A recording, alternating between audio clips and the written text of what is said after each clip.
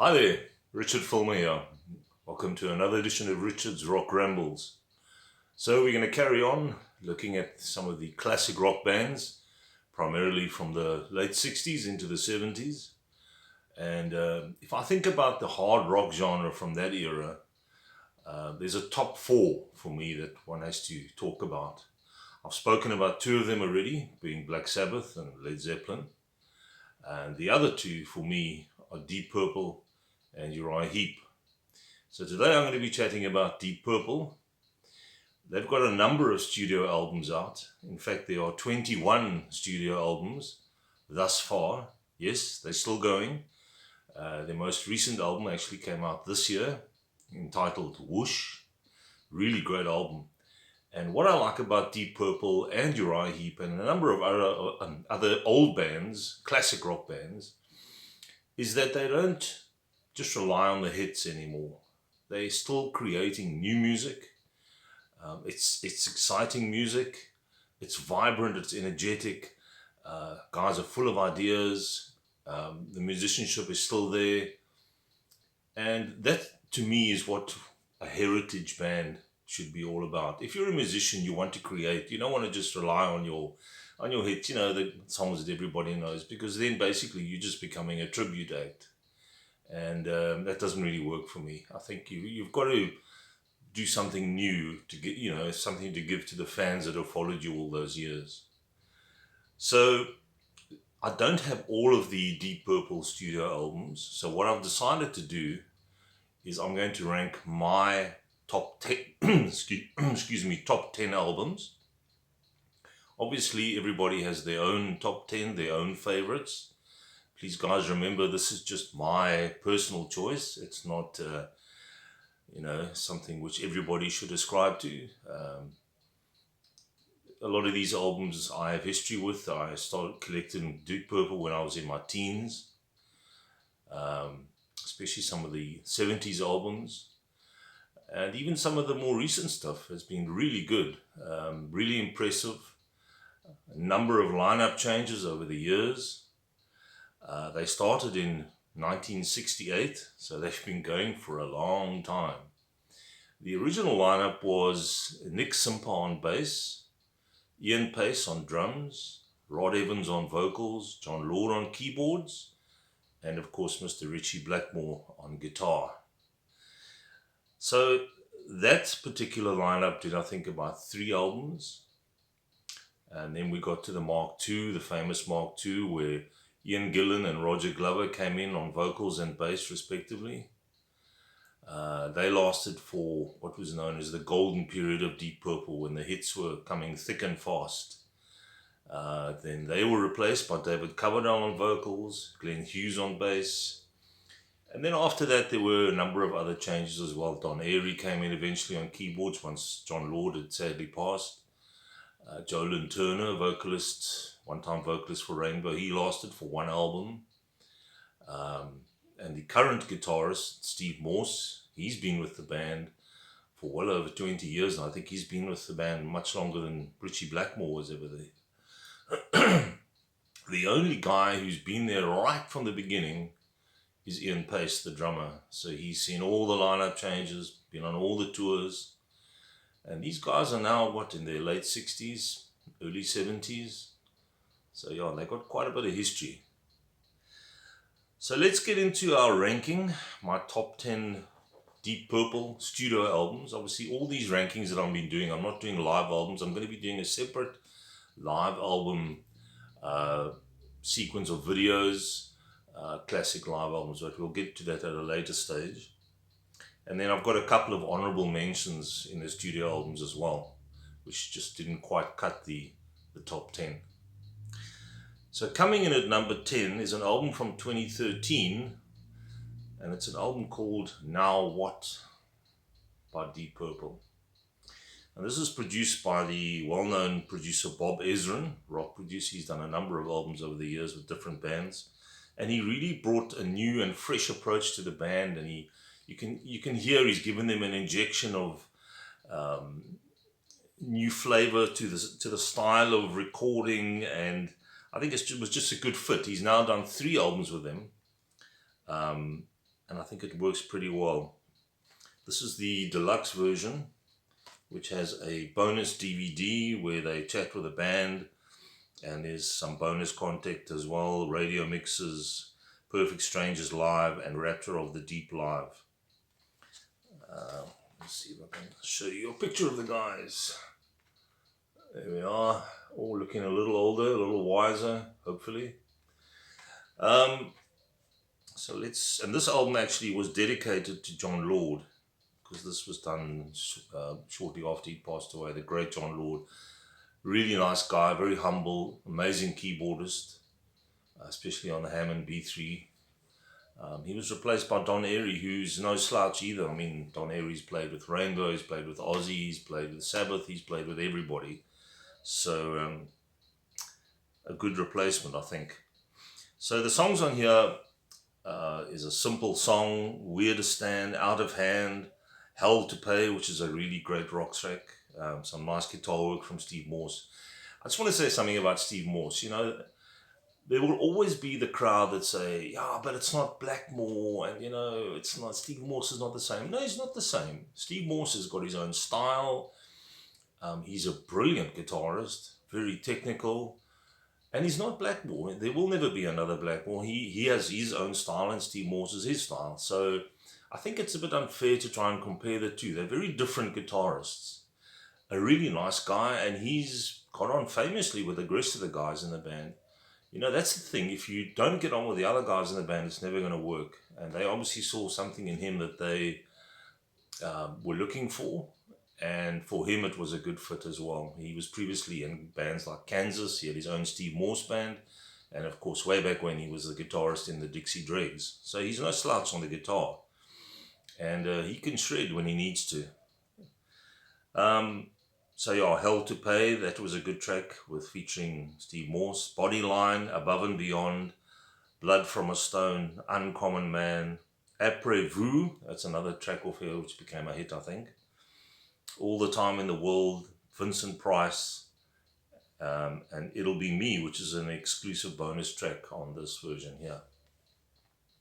So yeah, if you want to check out the new sounding Deep Purple, obviously, you know, getting on in years, Ian Gillan especially can't do the screeching like he used to back in the Machine Head days. But I think he's brought it down a bit, and it still works. You know, you can still give a fair amount of welly when he needs to on stage. So, yeah, check this one out. Now What? That comes in at number 10. Coming in at number 9... it's the album Perpendicular. So this was the first one to feature Steve Morse, and this was released in 1996. So Mr. Blackmore had once again left the band. He'd rejoined them for a short while, and obviously the issues between himself and Ian Gillan especially weren't working out, so he left. And they needed a replacement. For a short while they actually had Joe Satriani on guitar. He filled in for the tour, so that they could complete a few dates. But he wasn't a permanent replacement, so they were looking for somebody, and they settled on Steve Morse, and a great, as I said, a great addition to the band. Amazing musician. So the tracks on here, Vavoom, Ted the Mechanic, which was a hit off here, really great up-tempo rocker. Loosen My Strings, Soon Forgotten, Sometimes I Feel Like Screaming, which for me is the best track on the album. Sort of a slow ballady type, quite a sad song, but really great vocals from Ian Gillan and the rest of the guys. These guys are all consummate musicians. I mean, they can do prog if they need to, they can do hard rock, they can do jazz, they can do anything really. Excuse me. I'm Not Your Lover, The Aviator, that was another big hit off this album. So yeah, A Touch Away, Hey Cisco, Somebody Stole My Guitar, and The Perpendicular Waltz. Good album. Let's see if there's anything I can show you. It's just really the lyrics. There we go. All looking at that, Steve Morse there in the middle, and there's Ian Pace.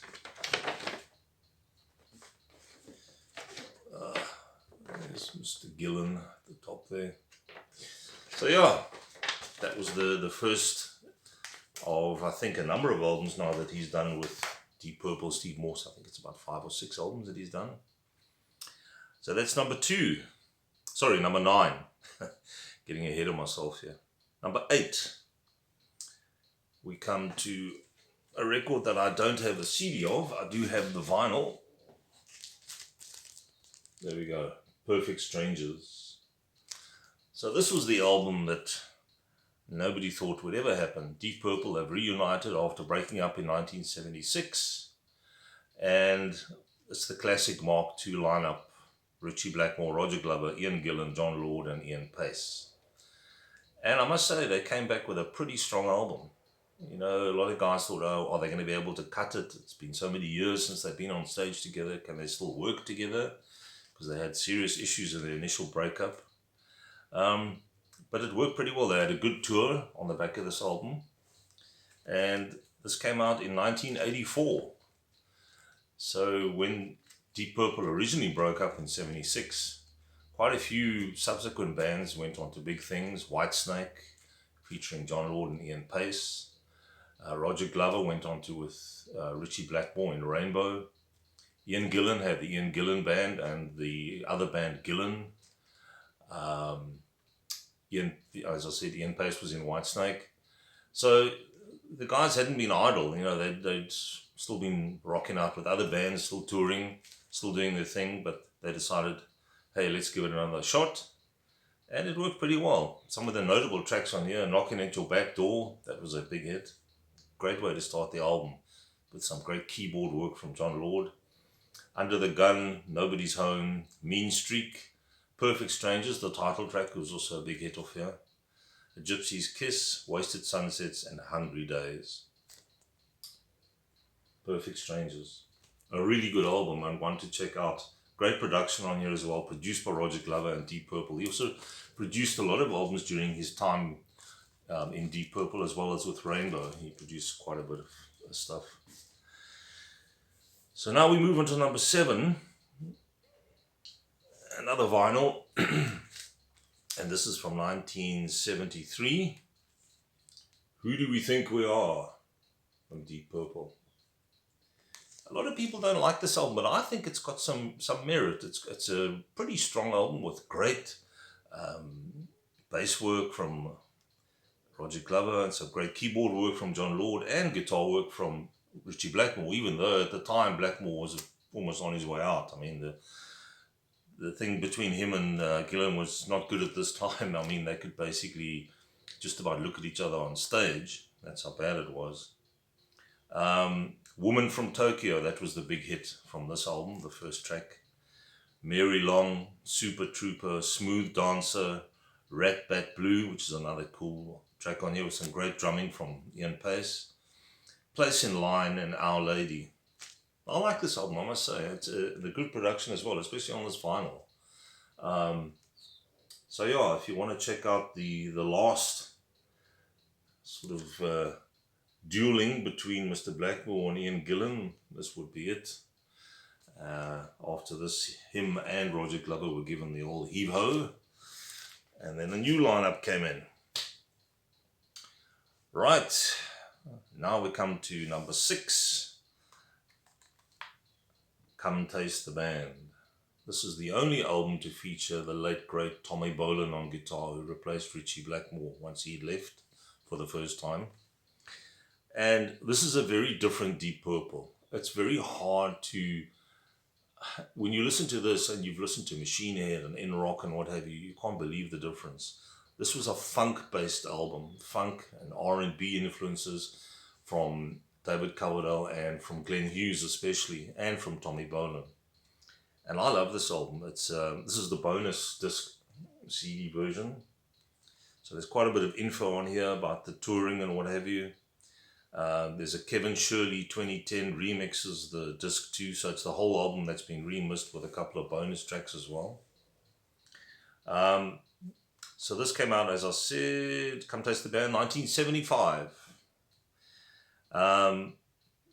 Coming Home, great track. Lady Luck, with a funk-based sound to that. Getting Tighter, my favorite track on this album. That's a really good rocker. Dealer, I Need Love, Drifter, Love Child, which is a sort of a bluesy number with Coverdale in full voice. This time around, You Keep On Moving, and then there's a bonus track, You Keep On Moving, the single version. I love this album. I often reach for this. When I want something different from Purple, when you don't want the sort of classic Mark II era, you want a totally different sound, grab this. Really worth it. Just want to see if there's anything I can show you. That's the whole bonus disc story. There's a shot of the guys. There's Tommy Bolin there in the red. Glenn Hughes on that side. Unfortunately, this would be the only album that Tommy Bolin did with the band because he had serious drug issues, and I think the year after this album he sadly passed away. Another one of the greats who had so much potential. He played on Billy Cobham's Spectrum album. He had a couple of his own solo albums. Teaser was one. Private Eyes was another. So much talent, and sadly he just got in with the wrong crowd, wrong drugs, and the rest was history. So there we go. That comes in at number 6. Number 5 is a 1971 album, Fireball. This is also a bonus edition. Of the Mark II era, this is the one I reach for the least. It's not bad, but they would improve on this album. Fireball, the title track, is good. No, No, No. Demon's Eye, which was a hit single off the album. Some great keyboard work from John Lord on the Hammond. Anyone's Daughter, which is quite a funny track. Ian Gillan's humour coming through on that one. The Mule, which was a showcase for Ian Pace on the drums. Great drummer. Really underrated drummer. One of the top 10 drummers in rock for me. Fools, No One Came. And then there's Strange Kind of Woman. I'm Alone. There's a couple of outtakes. Freedom, Slow Train, Demon's Eye, a remix. So, yeah, good album. Especially from John Lord. He features quite strongly on this album. Yeah, it's quite a nice disc. As I say, I don't reach for this that often when I'm looking for Mark II era Deep Purple. Japanese, very big in Japan. Deep Purple, obviously they're famous, made in Japan. Yeah, they are looking very moody, especially Mr. Blackmore. That's his trademark. Okay, number 4 is another great funk rock album, very different, and I think this is where Blackmore started to feel, no, this isn't for me anymore. He left after this album, sadly. This would be the last one to feature him. And the album I'm talking about is Stormbringer. Also, this is the deluxe version. Great production on these deluxe versions. Stormbringer, the title track, great track. I think that, along with Burn, is probably one of the best from this era, with Blackmore and David Coverdale on vocals, of course. Love Don't Mean a Thing, Holy Man, Hold On, Lady Double Dealer, another great track. You Can Do It Right, Highball Shooter, The Gypsy, and a great ballad rock type track, Soldier of Fortune, featuring Coverdale at his best. There's a couple of remixes on here, and then the DVD audio is the second disc on here. So yeah, Stormbringer, great album. That was the original cover there. As I said, nice production on these. Number 3 in rock. This is also the deluxe version. You can see all the signatures of the guys there. So after their first 3 albums with Rod Evans and Nick Simper, they decided to go heavy, and you can hear the difference on this. This is Richie Blackmore's album. He's arrived. It's just full on rock here. There's some absolute drop dead classics on here that are still played to this day. Speed King. I mean, what a track to open an album with. It just shunts out of the gate. Great keyboard and guitar work from Blackmore. Keyboard work from John Lord. Bloodsucker, Child in Time. That great epic long track. which unfortunately Mr. Gillan can't do anymore because there's no ways he's going to reach those high notes anymore. Flight of the Rat, Into the Fire, a great rock track. Living Wreck, Hard Loving Man, and Black Knight, which has got the original single version. Yeah. There's a couple of piano versions on here, different remixes of the tracks. This is a classic. If you're looking for classic 70s hard rock, you can't do better than In Rock. Amazing album. Let's see if there's anything I can show you. There's the guys, one of the guys from the Harvest label, which was the label they were on at the time. Some nice photographs of the guys there.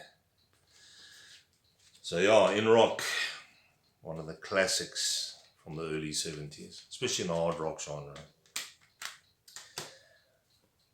Number 2,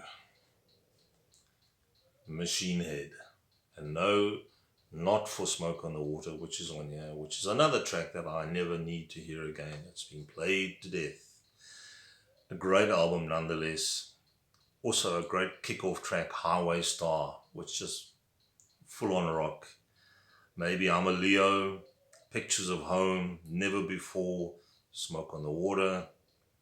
Lazy, a great track as well. Space Trucking, another staple, which I think they still do today, but Ian Gillan's had to bring the vocals down a bit with that. And his ballad track called When a Blind Man Cries, beautiful track, and Ian Gillan at his emotive best on vocals. The second disc on here is a remastered, so it's the whole album with a couple of different mixes on it and what have you. This is an absolute classic album. Let me see if I can just show you the original cover. That's what it looked like. The covers have become as iconic as the music, I think, with a lot of these albums. That was the back with the Machine Head. And there are the guys in their 70s hat, long hair. Yeah, very casual look. And this is when the guys were still getting on well together. Blackmore and Gillan hadn't yet developed all their issues, which would come later, unfortunately. I think this is them at their peak. The songwriting was strong, the musicianship was strong, and live they were just incendiary. I mean, them along with Sabbath and Your Heap and all the guys from the 70s early rock bands, you had to be good live. You could be good in the studio, but live is where you had to cut the mustard, and these guys did it in no small measure. Right, so we get to my number 1 album. Might surprise some might have picked Machine Head or In Rock, but for me it's always going to be Burn. I love this album. Is just, there's not a bad track on here, and it always puts a smile on my face. That's the original cover there. Very clever cover, I must say. So what do we have on here? This is obviously the first album to feature David Coverdale on vocals. Relatively unknown guy. I think he sang in a few cover bands in England. Sent a audition tape through to the band where he was fairly inebriated, and he didn't think he'd ever get a call back, and they obviously heard something that they liked, and he got the job. And Glenn Hughes on vocals, coming from the band Trapeze. Great singer. He complements David Coverdale brilliantly on this album, and of course a great bass player. So we've got the title track Burn, which is probably one of the best opening tracks on any rock album from that era. A fast-paced rocker with great dual vocals, as I've mentioned, and some amazing guitar work from Blackmore and John Lord on keyboards. Just an all-round brilliant track, Burn. Sorry. Second track, Might Just Take Your Life. Also great vocals from Glenn Hughes. Lay Down, Stay Down, Sail Away, You Fool No One, What's Going On Here, Mistreated, which showcased David Coverdale's vocals, so everybody could hear what he had to offer, as well as some great guitar work from Blackmore, and an instrumental piece called A200. There's some bonus tracks on here, Corona Rodis Redig, Burn, There's a remix of that, Mistreated, You Fool No One, and Sail Away. Yeah, this album I love. The production is brilliant as well. One of the better produced albums from that era. The whole story of the guys. There's Mr. Coverdale, newly joined, fresh-faced. And there's the wild man himself, Mr. Blackmore. So that's my number one, Burn from 1974. This was the year that they also played at the California Jam. And that must have been quite a baptism for old David Coverdale and Glenn Hughes to play in front of all those hundreds of thousands of people coming from virtually nowhere. And yeah, he had to deliver. And if you check out that live concert, he pulled it off pretty well. And that was the famous one where Mr. Blackmore smashed the television set with his guitar and what have you. Got a bit crazy. So I got a couple of honorable mentions here, which didn't quite make the top 10. One of them is the album Infinite, which was their second to last. And this came out in 2017. Time for Bedlam, Hip Boots, All I Got Is You, One Night in Vegas, Get Me Out of Here, The Surprising, Johnny's Band, On Top of the World, Birds of Prey, and a very, I don't know why they chose to do this, Roadhouse Blues, the Doors track, but not a very good version on here. They could have done without that. I think put another one of their own tracks rather. Produced by Bob Ezrin. This was the second of the three that he's done for the band. And yeah, good rock album. This is the new sounding Deep Purple. This is not the, can't really compare this to the classic Mark II, but still very good nonetheless. See if there's anything I can show you. Yeah, there's a shot of the guys. Some nice promo work for this album as well, some cool videos. So that's that one, and that's from 2017, as I said. Then we go way back to 1968. The very first album, Shades of Deep Purple, with those rather strange hairdos. In the early days, they did a lot of covers, but I think on their most recent album, called Whoosh, they do another version of the first track on here called And the Address. So they redo it on the most recent album, which is kind of cool. Hush, which became an early hit for the band, played that, I think they still play it today. One More Rainy Day, Mandrake Root, Help, Love Help Me, and Hey Joe, of course done by Jimi Hendrix. So that's also one of my honorable mentions. Very different sounding Deep Purple, the early days.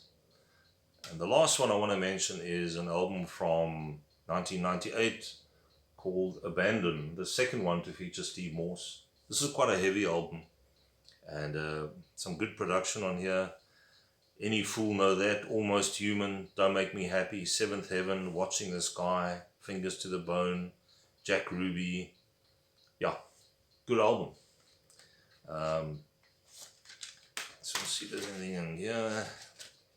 No, there's not really any band shots on there, but Steve Morse has got his own sound, as I said, and he's all over this album. Some great lead breaks, good riffs too. You can do both. You can do the riffing part and the lead breaks. So there we go. Deep Purple, still going today, as I said, still creating, still with new music.